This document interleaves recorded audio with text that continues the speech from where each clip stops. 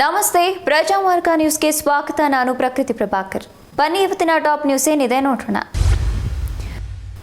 ಕರ್ನಾಟಕ ಸುವರ್ಣ ಸಂಭ್ರಮದ ಸ್ಮರಣಾರ್ಥ ಹೆಸರಾಯಿತು ಕರ್ನಾಟಕ ಉಸಿರಾಗಲಿ.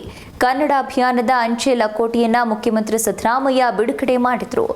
ಈ ಕಾರ್ಯಕ್ರಮದಲ್ಲಿ ಕನ್ನಡ ಮತ್ತು ಸಂಸ್ಕೃತಿ ಇಲಾಖೆ ಹಾಗೂ ಹಿಂದುಳಿದ ವರ್ಗಗಳ ಕಲ್ಯಾಣ ಇಲಾಖೆ ಸಚಿವರಾದ ಶಿವರಾಜ್ ತಂಗಡಗಿ, ವಿಧಾನ ಪರಿಷತ್ ಸದಸ್ಯ ನಾಗರಾಜ್ ಯಾದವ್, ಕನ್ನಡ ಮತ್ತು ಸಂಸ್ಕೃತಿ ಇಲಾಖೆ ಕಾರ್ಯದರ್ಶಿ ಅಜಯ್ ನಾಗಭೂಷಣ್, ಕರ್ನಾಟಕ ವೃತ್ತಿ ಮುಖ್ಯ ಪೋಸ್ಟ್ ಮಾಸ್ಟರ್ ಜನರಲ್ ರಾಜೇಂದ್ರ ಹಾಗೂ ಇನ್ನಿತರರು ಉಪಸ್ಥಿತರಿದ್ದರು. ಸಂವಿಧಾನವನ್ನ ತಿದ್ದುಪಡಿ ಮಾಡುವ ಬಗ್ಗೆ ಬಿಜೆಪಿ ಸಂಸದ ಅನಂತಕುಮಾರ್ ಹೆಗಡೆ ನೀಡಿರುವ ಹೇಳಿಕೆ ದೇಶದ ಸಂವಿಧಾನಕ್ಕೆ ಮಾಡಿದ ಅಪಪ್ರಚಾರವಾಗಿದ್ದು, ಕೂಡಲೇ ಅವರನ್ನ ಬಂಧಿಸಿ ಕಾನೂನು ಕ್ರಮ ಕೈಗೊಳ್ಳಬೇಕೆಂದು ಆಗ್ರಹಿಸಿ ಅನಂತಕುಮಾರ್ ಹೆಗಡೆ ಭಾವಚಿತ್ರವನ್ನ ದಹಿಸಿ ನಗರದ ಆನಂದರ ವೃತ್ತದಲ್ಲಿ ಕಾಂಗ್ರೆಸ್ ಕಾರ್ಯಕರ್ತರು ಪ್ರತಿಭಟನೆಯನ್ನ ನಡೆಸಿದ್ದಾರೆ. ಚುನಾವಣೆ ಬ್ಯಾಂಡ್ ಹೆಸರಿನಲ್ಲಿ ನಡೆದಿರುವ ಅಕ್ರಮದ ಬಗ್ಗೆ ಕೇಂದ್ರ ಸರ್ಕಾರ ಸ್ಪಷ್ಟನೆ ನೀಡಿದೆ. ಎಸ್ಬಿಐ ಮೂಲಕ ರಾಜಕೀಯ ಲಾಭ ಪಡೆಯುತ್ತದೆ.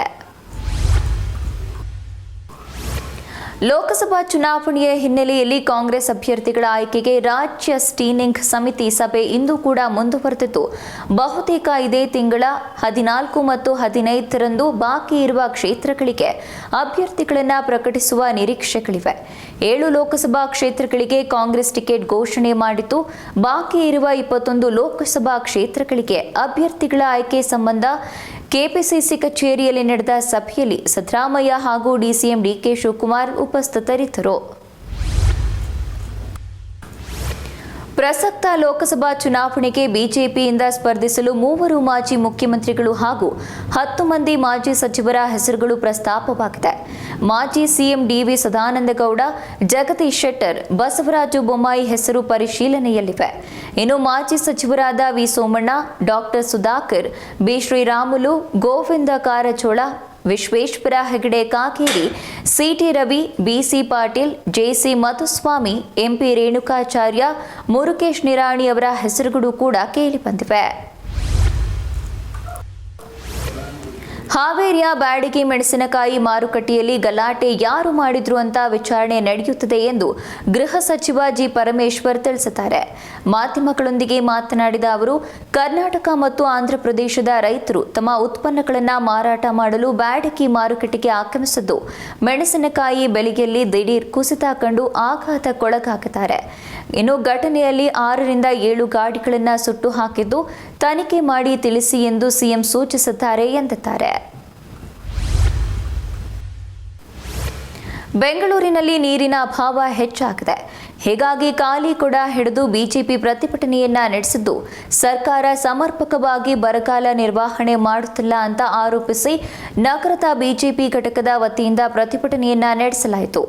ಕುದುರೆ ಗಾಡಿಯ ಮೇಲೆ ಖಾಲಿ ಟ್ಯಾಂಕ್ ಇಟ್ಟು ಖಾಲಿ ಬಿಂದಿಗೆಗಳನ್ನು ಹಿಡಿದು ಸರ್ಕಾರದ ವಿರುದ್ಧ ಭಜನೆ ಮಾಡುವುದರ ಮೂಲಕ ಬಿಜೆಪಿ ನಾಯಕರು ಪ್ರತಿಭಟನೆಯನ್ನ ನಡೆಸಿದ್ದಾರೆ. ನೀರಲ್ಲ ಎಂದು ಭಜನೆ ಮಾಡ್ತಾನೆ ಎಂದು ಸರ್ಕಾರದ ವಿರುದ್ಧ ಕಾರ್ಯಕರ್ತರು ಆಕ್ರೋಶವನ್ನ ಹೊರಹಾಕಿದ್ದಾರೆ. ಸಮಾಜದ ಏಳಿಗೆಗೆ ಮಹಿಳೆಯರ ಬದ್ಧತೆಯೇ ಬುನಾದಿ.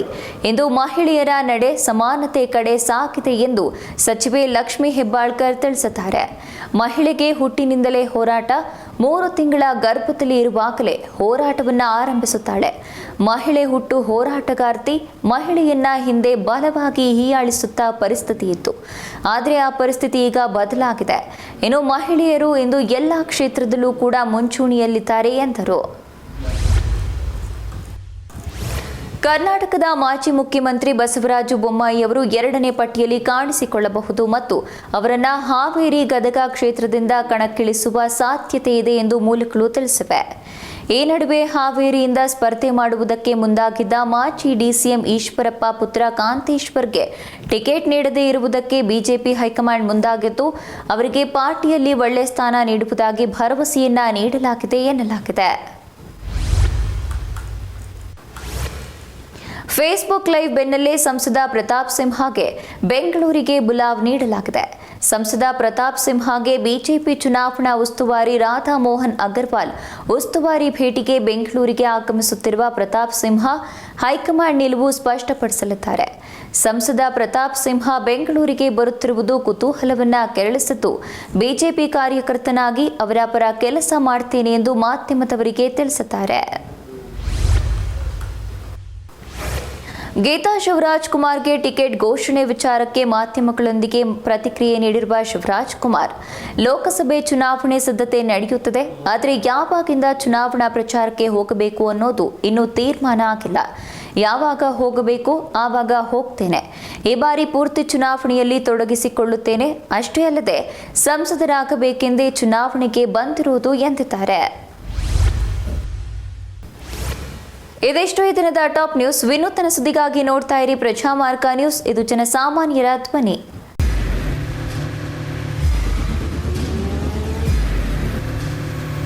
ಪ್ರಜಾಮಾರ್ಗ ನ್ಯೂಸ್, ಇದು ಜನಸಾಮಾನ್ಯರ ಧ್ವನಿ. ನಮಸ್ಕಾರ.